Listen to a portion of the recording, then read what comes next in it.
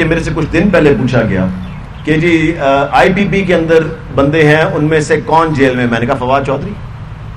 سو ایک بندہ تو ہمارا جیل میں ہے نا.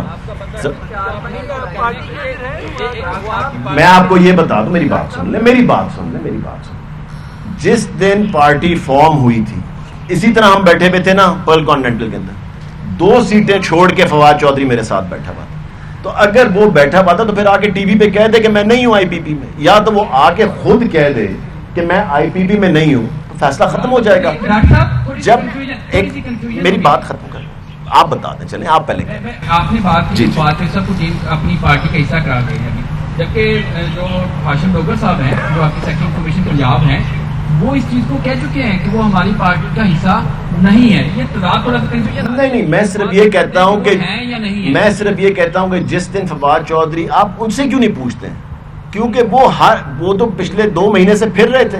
آپ نے ان سے پوچھنا تھا کہ جی جب آپ یہاں پہ آئے ہوئے ہیں، آپ بیٹھے ہوئے تھے جس دن پارٹی فارم ہوئی ہے، آپ اس پریس کانفرنس میں تھے، آپ پارٹی میں ہیں یا نہیں ہیں، وہ آپ کو بتا دیں گے. میں سمجھتا ہوں جو بندہ پریس کانفرنس میں بیٹھا ہوا تھا اور اس نے آ کے تردید میڈیا پہ نہیں کی، یا ویڈیو بنا کے کوئی ڈال دے کہ جی میرا آئی پی پی کے ساتھ کوئی تعلق نہیں ہے، پاکستان زندہ باد، بات ختم ہو گئی.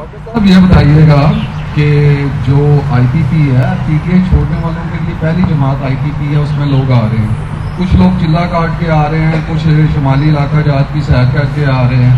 تو جو لوگ رہ گئے ہیں پی ٹی آئی میں، ان کے لیے آپ کا کیا مشورہ ہوگا؟ آپ کے پرانے دوست ہیں، ان کو کوئی پیغام دیں کہ چلے کے بغیر ہی آئی پی پی میں کیسے آیا جا سکتا ہے؟ سر میں آپ کو یہ بتاؤں کہ آئی پی پی کے اندر 95% لوگ جو ہیں وہ پی ٹی آئی سے، 95% پلس. اچھا، اب ان میں سے یہ سارے جو میرے یہاں بھائی بہنیں بیٹھے میں، کوئی اٹھ کے نون لیگ میں چلا جائے، پیپلز پارٹی میں چلا جائے، ہمیں تو بندہ نہیں ملے گا کوئی بات کرنے والا. تو آپ کا کمفرٹ زون ایک ہمارا رشتہ ہے، ہم ایک دوسرے کی فیملیز کو جانتے ہیں، ہم ایک دوسرے کے بچوں کا پتہ ہے، ہم نے اتنی ایک جدوجہد کٹھی گزاری ہے، ہمارا نظریہ ایک ہے، تو ہم کہیں جا کے کسی اور کس طرح بیٹھ سکتے ہیں؟ سب سے زیادہ جو کمفرٹیبل جگہ لوگوں کو نظر آتی ہے، آپ وہیں جاتے ہیں جہاں پہ آپ کے ساتھی ہوں. اس لیے جب سب بھائی کہتے ہیں یہاں پہ سارے پیپلز یہ پی ٹی آئی کے لوگ ہیں، پی ٹی آئی کے لوگ اس لیے ہیں یا اس لیے آ رہے ہیں کیونکہ یہاں پہ سب سے زیادہ ان کے لیے کمفرٹ زون ہے. اب مجھے پتا ہے کہ سعدیہ کو میں 15 سال سے جانتا ہوں، سمیرہ کو، ان کی والدہ کو میں 15 سال سے جانتا ہوں. اس لیے ان کی فیملیز کو، جس طرح میرے یہ باقی سارے بھائی بہنیں پیچھے بیٹھے میں، سب کو میں 15 سے 10 سال سے جانتا ہوں. تو ان کے لیے تو وہی کمفرٹ زون ہے جہاں پہ آنا.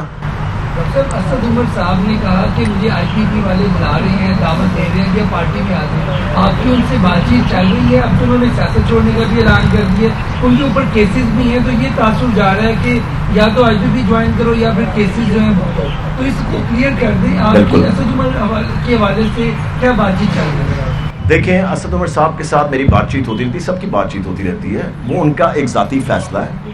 مگر یہ ایک بڑی کلیئرٹی سے سارے بات سن لیں کہ جی آئی پی پی جوائن کی تو کیسز ختم ہو جائیں گے. میرے اوپر کیسز ہیں، باقیوں میں شامل تفتیش ہوں، میں ای سی ایل کے اوپر، میں ملک سے نہیں باہر جا سکتا. جو یہ کانسیپٹ بنا رہا ہے نا جی کہ آئی پی پی جوائن کریں اور آپ کی یہ کیسز ختم ہو جائیں گے، آپ ای سی ایل سے، سب جھوٹ ہے. میرے اوپر ہے، جا کے ویریفائی کر لیں. اس آدمی کو اس اہلیت پہ رکھا گیا کہ جی اس کے گھر بجلی نہیں ہے یا اس کے گھر پانی نہیں آ رہا، پتہ نہیں اس وقت اسی طرح کی کوئی چیزیں کہی گئی تھی. عثمان بزدار صاحب کے والد صاحب ایم پی اے رہ چکے تھے، وہ خود الیکٹڈ آفیشل رہ چکے تھے. اگر ایک الیکٹڈ آفیشل کے گھر میں بجلی اور پانی نہیں آ رہا تو سب سے پہلے تم اس کا گریبان پکڑنا چاہیے کہ تم ایک الیکٹڈ آدمی ہو، تم اپنے گھر کے حالات نہیں ٹھیک کر رہے، تم نے کسی اور کے گھر کے حالات کیا ٹھیک کرنے؟ تم اپنے گھر بجلی نہیں دے سک رہے، تم اپنی سڑک نہیں بنوا گھر کے تک بنوا سک رہے کہ لوگ تمہارے پاس پہنچ سکے جنہوں نے تمہیں ووٹ ڈالا ہے، تو تم نے باقیوں کے لیے کیا کیا؟ بات اہلیت کی ہے.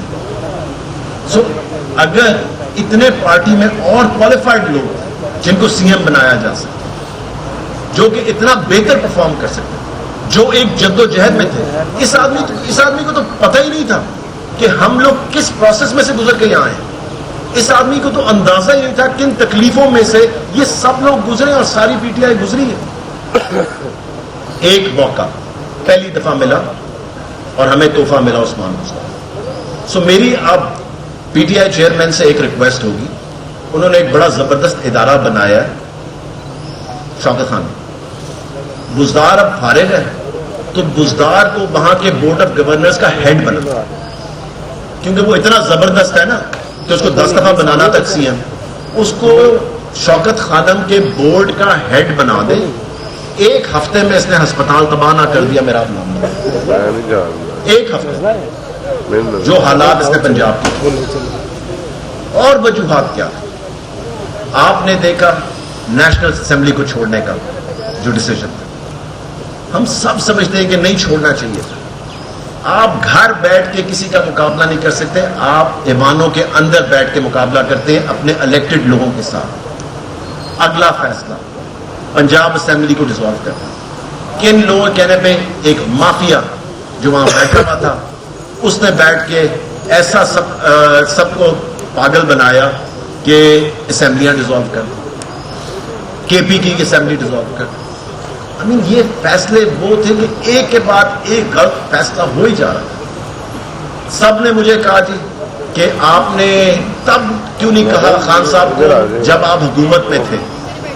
एग्जैक्टली 2.5 साल, मैं आपको बता दूं, एग्जैक्टली 2.5 साल जब हुए तो मैंने उनके पास प्राइम मिनिस्टर ऑफिस में मीटिंग रखी, मैंने जाके सब कुछ बताया, एक एक चीज मैंने उनको बताया कि ये पंजाब में। आधा घंटा वो मीटिंग चली, उन्होंने एक एक चीज नोट की, रिजल्ट 0, कुछ नहीं। क्योंकि मुझे पता था कि पीटीआई चेयरमैन की आदत है, बाद में आप जाके बताते हैं तो वो कहते हैं ओ मुराद तुम्हें तब पता था, तुमने आके बताया क्यों।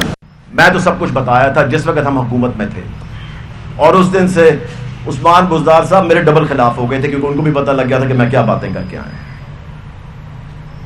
इन सब लोगों ने, जो हम सब ने इन फैसलों को बर्दाश्त किया, हमने देखा कि पार्टी किस तरफ जा रही है, कौन लेके जा रहा है इस पार्टी को, वो नाम भी सबको पता ही है, सब ने देखे हैं कि आखिरी 1 साल के अंदर तो बिल्कुल हम में से मेरे ख्याल से कोई पिछले 6, 7, 8 महीने में जा ही नहीं सक रहा था अंदर ज़मान पार्क के, क्योंकि सबको पता था कि एंट्री बंद है। जो लोग समझते हैं कि लड़ाई, मार कुटाई की सियासत, एहतजाज की सियासत, इन चीज़ों से थोड़ा परे रहना चाहते हैं, कि थोड़ी बैठ के बातचीत होनी चाहिए, ये सब चीज़ें होनी चाहिए, उनको बिल्कुल आउट कर दिया, उनको बिल्कुल दीवार से लगा दिया।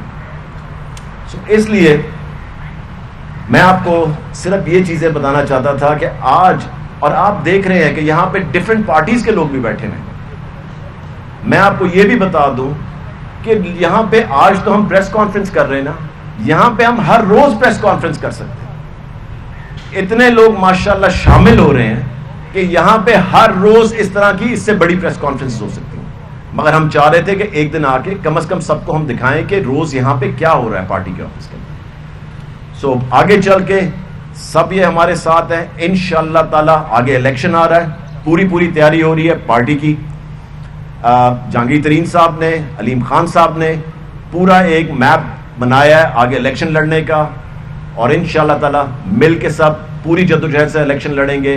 जीत हार अल्लाह ताला के हाथ में होती है, कोशिश पूरी होनी चाहिए, और इंशाअल्लाह ताला हमारी पूरी कोशिश होगी। और आखिर में मैं आपको फिर दोबारा ये बता दूं कि ये मतलब नहीं है कि पार्टियां, अगर आपने पार्टी चेंज की है तो आपका नजरिया चेंज हुआ है। हम सब अभी तक उसी नजरिए से अपने मुल्क के लिए, अपने मुल्क के लोगों के लिए काम करना चाहते हैं। बहुत शुक्रिया।